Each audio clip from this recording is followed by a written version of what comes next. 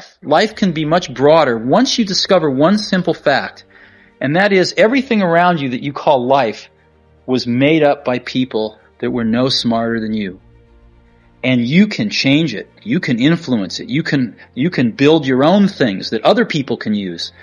And the minute that you understand that you can poke life and actually something will, if you push in, something will pop out the other side, that you can change it, you can mold it. That's maybe the most important thing, is to shake off this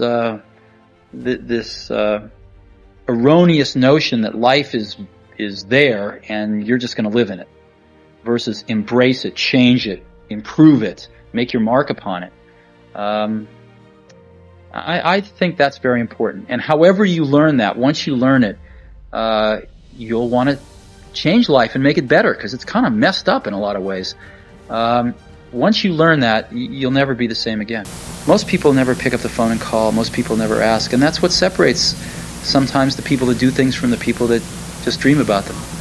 You gotta act.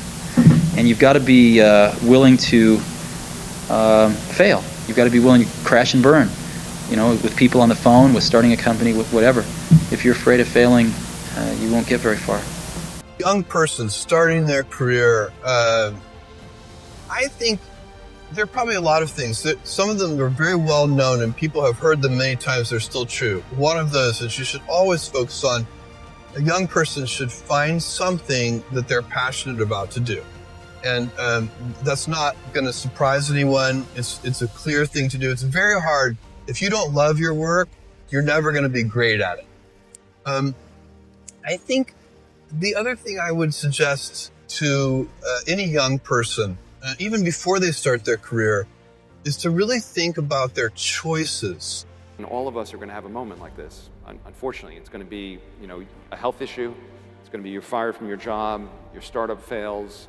You will, and it's even harder when you've fallen from a high place to a low place. So my method was just, I'm going to make a little progress every day.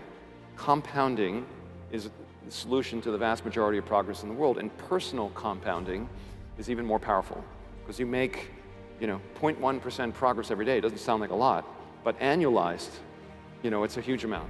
And so what I said to myself going through this period is, each day I'm going to make progress. I'm not going to look back to where I was, because if I look there, I'm going to get discouraged. I'm just going to focus on the next step, and then the next step, and the next step.